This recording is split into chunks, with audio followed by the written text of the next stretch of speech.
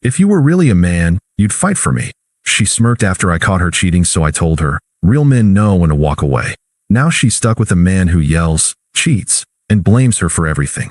Hey viewers, before we move on to the video, please make sure to subscribe to the channel and hit the like button if you want to see more stories like this. Thanks.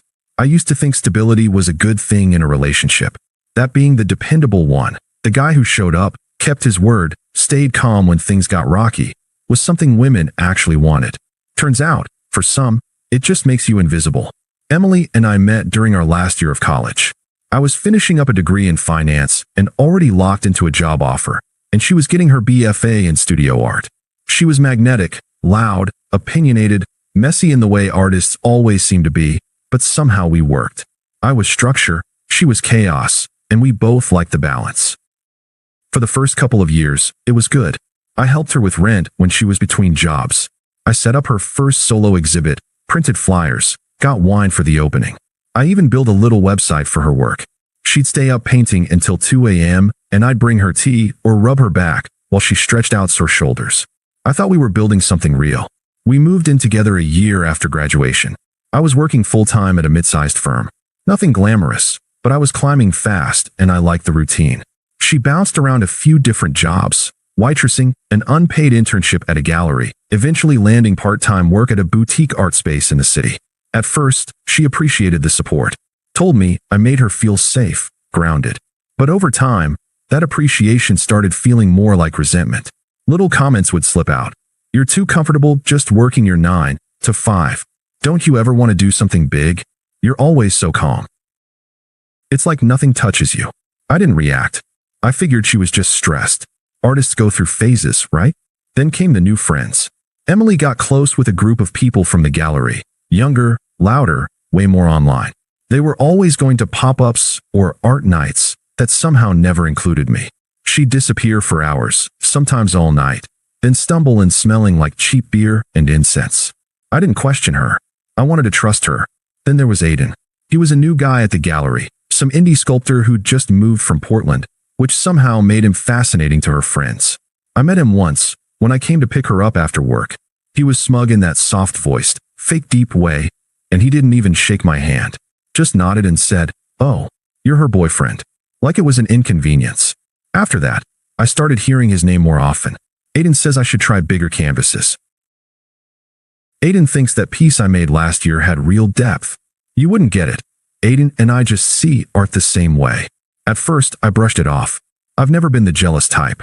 But then her behavior changed. She started hiding her phone. She'd smile at texts and flip the screen over when I walked by. I'd ask how her night went and she'd just say, "It was fine. Don't worry about it." I asked once, flat out, if something was going on. She laughed. "Seriously? You're being paranoid. I thought you were more secure than that." That stung. She knew how much I hated drama. I backed off. I gave her space. But my gut kept twisting. Then one Saturday night, she told me she was going to a gallery mixer, said it was all artists and some of the staff, low-key, boring stuff. She wore makeup and heels she hadn't touched in months. I watched her leave and told myself not to spiral. She didn't come home until 2 a.m. On Sunday, she was hungover and cagey. Barely said 10 words all day. I let it go. But on Monday, everything fell apart, thanks to a mutual friend. Jess is one of Emily's old college friends. We're not close, but she follows me on Instagram. Around lunch, I saw Jess had posted a story, a group of people clinking glasses on a rooftop bar. I tapped through lazily, until the fourth clip stopped me cold. Emily, sitting next to Aiden, her hand on his thigh, his arm behind her on the couch. The angle was unintentional. Jess had just been filming a toast, but it was enough. I stared at that image for a full minute. Then I took a screenshot. Then I sat back and said nothing. Not to her. Not to anyone. I just let the silence sit, and I waited.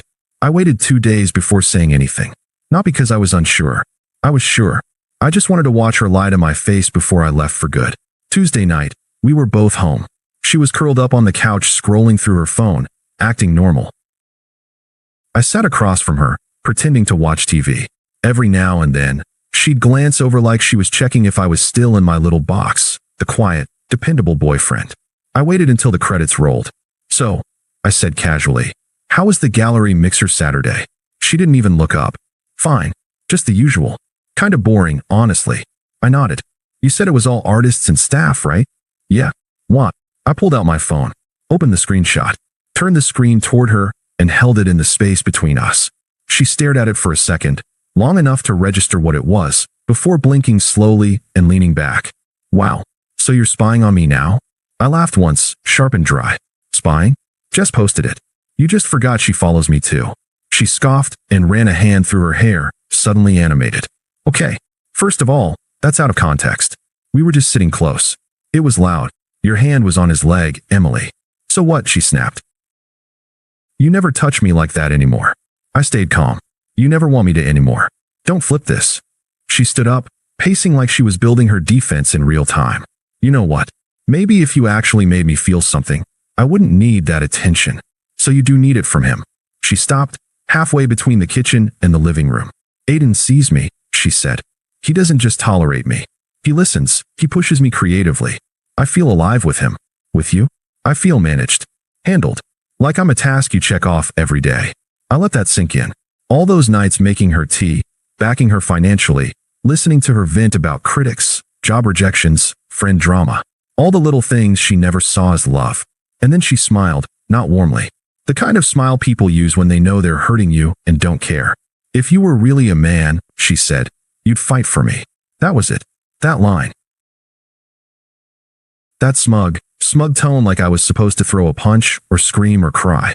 Like I should grovel and ask her what I needed to change. Like her betrayal was a test of my manhood. I stood up slowly, walked past her, and grabbed my backpack from the hall closet. I started putting things in it, just essentials. What are you doing? She asked. Getting out of your way. Wow, she sneered. So that's it? You're just going to leave? No fight. No nothing. I zipped the bag, slung it over my shoulder, and turned to her. Real men don't compete with liars, I said. They walk away. Her face shifted, smug to stunned in a second. You're being so dramatic. No, I said. I'm being done. I walked out the door and didn't look back. I got in my car, drove to my brother's place across town, and crashed on his couch. That night, she sent me 2 texts. Emily, you're overreacting. We didn't sleep together. Emily, please don't make this worse than it needs to be. I didn't answer. I just turned my phone off and slept like a rock for the first time in weeks. The next morning, I moved money out of our shared account and sent a polite email to our landlord asking to remove my name from the lease. I didn't need revenge. I just needed peace.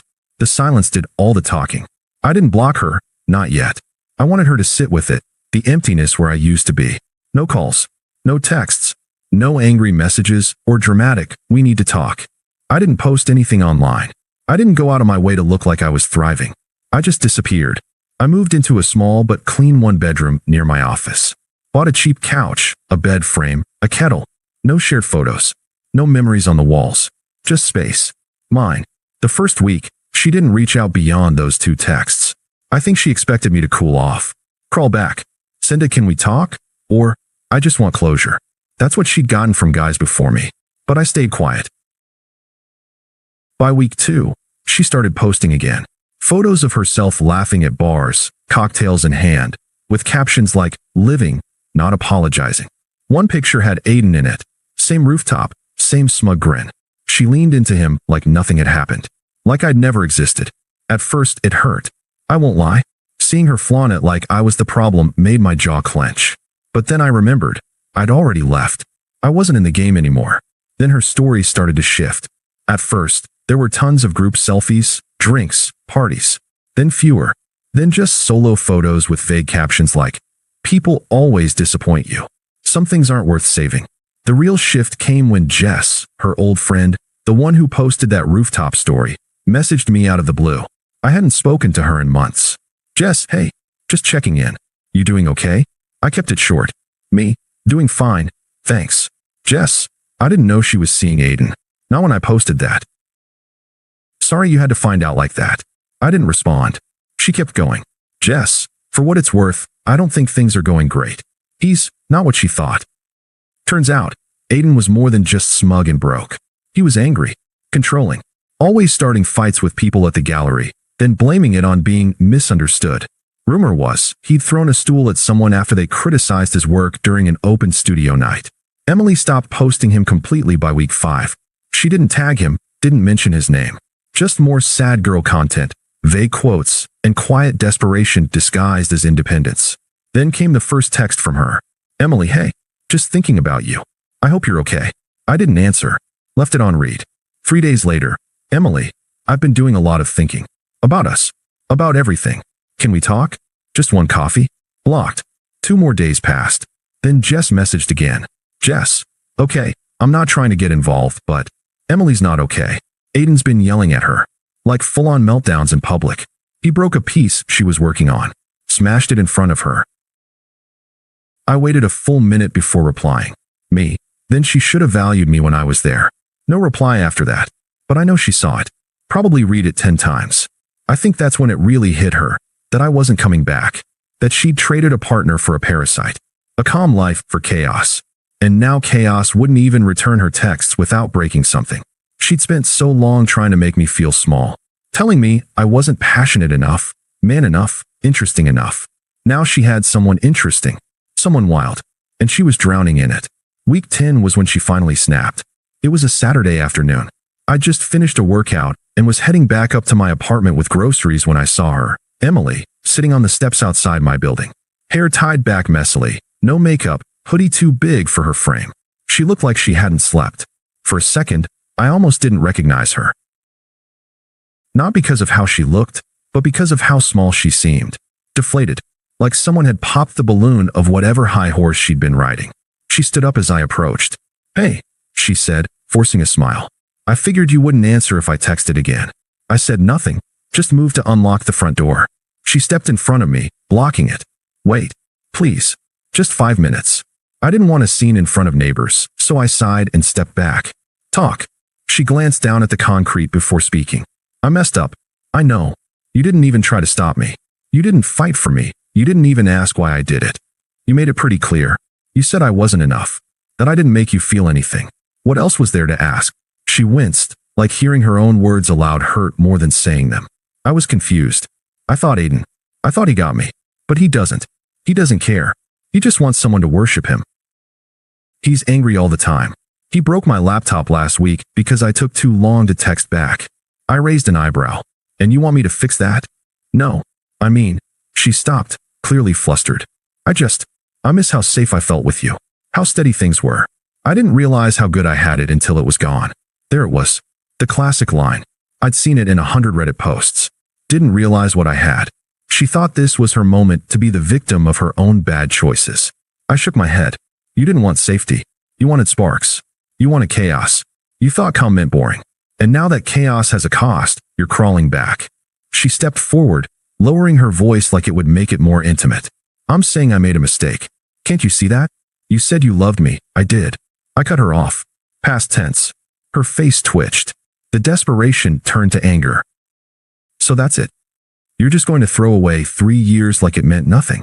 You threw it away. I just accepted it. She crossed her arms now, voice sharper. You think you're so mature, don't you? Acting like you're above everything. Like you're some monk who's too evolved to care. Newsflash. Walking away doesn't make you strong. It makes you a coward. I smiled, not smug, just sad. You wanted me to fight for you? Here's the truth, Emily. Real love doesn't require a fight. It requires respect. You had mine. I never had yours. She went quiet. You once told me I didn't make you feel anything. I continued. Well, now you get to feel everything you chose instead. She opened her mouth like she had more to say, some final jab, maybe, but I didn't give her the chance. I stepped around her, unlocked the door, and walked inside. Closed it without looking back. She didn't follow. 10 minutes later, I checked the peephole. Gone. That was the last time I saw her in person. A week later, a friend told me Aiden got into a fight at a bar and broke his wrist. Apparently, the gallery dropped him. Emily moved back into her parents' house in the suburbs. Her Instagram? Deleted. Her art page? Gone. Mutual friends stopped mentioning her. One even said, she's just not the same anymore. Me? I kept moving forward. Promotions at work. A new apartment with real furniture. I started hiking again. Sleeping better. Living fully, not just surviving quietly. She made her choice. Now she's living with it. 6 months later, I got invited to a wedding. It was one of those delayed COVID weddings. A mutual college friend named Tyler finally tying the knot. I wasn't going to go at first, but a few friends convinced me. Said it'd be good to be around people again, to celebrate something for once. The venue was low-key but classy. Outdoor garden, string lights, linen suits, all of it tasteful. I showed up alone, dressed sharp but simple. I felt good, calm, grounded, light in a way I hadn't felt in years. I was halfway through a drink at the reception when I saw her. Emily. She was standing near the back patio with Jess and another girl I didn't recognize. She looked thinner, not in a healthy way, in a life's been eating me alive way. Her hair had lost its usual shine. Her eyes darted around nervously, like she was looking for someone, or trying to avoid them. Her gaze landed on me. I held eye contact for 2 seconds, just enough for her to know I saw her. Then I turned back to the conversation I was in. No reaction, no smile, nothing. A few minutes later, Jess walked over alone. Hey, can I ask you something kinda awkward? I raised an eyebrow. Emily wants to talk to you. She said she just wants a minute. Closure or something. I sipped my drink. I don't think she's looking for closure, Jess. I think she's looking for a reset button. But tell her she already hit delete months ago. Jess sighed. Honestly, I don't blame you. She's not doing great. She told me Aiden was the worst mistake of her life. He emptied her savings, pushed away everyone who cared about her. And now he's got a new girl. She's been trying to patch things up with people, but I cut her off politely. It's not my job to help her rebuild what she chose to destroy. She nodded slowly. No protest. No guilt tripping. The rest of the night was peaceful. I danced. I laughed with friends. Took photos. At one point, someone handed me a slice of cake and said, "You seem lighter lately, man." Like something finally let go. I didn't explain. I didn't need to. But as the night wound down and people started saying their goodbyes, I stepped outside to call a car, and that's when she approached me one last time. Emily walked up slow, unsure. She was holding a glass of wine like it was anchoring her in place. "You really aren't going to say anything to me?" she asked. I looked at her. Really looked. All the damage, all the bruised pride, all the weight of her choices etched into her face. I already said everything I needed to, Emily, with my silence. I thought maybe, after all this time, you'd understand. That maybe we could talk. Try again. I shook my head. You don't miss me, Emily. You miss the man who made you feel safe while you burned everything down around him. And that man isn't available anymore. She blinked, stunned. You've changed, she said, almost to herself. Yeah, I replied. Turns out, being treated like I wasn't enough was exactly the motivation I needed. She looked like she might cry, but I didn't wait to find out. My ride pulled up. I gave her a small nod. Nothing cruel, just final, and walked away. No drama, no fireworks. Just closure, the real kind. I don't think about her much anymore. She became a lesson, not a loss. And me? I never had to fight to prove I was a man. I just had to walk away and let time prove it for me. Thanks for watching. Make sure to subscribe to the channel and hit the like button. What do you think about this story? Share it in the comments.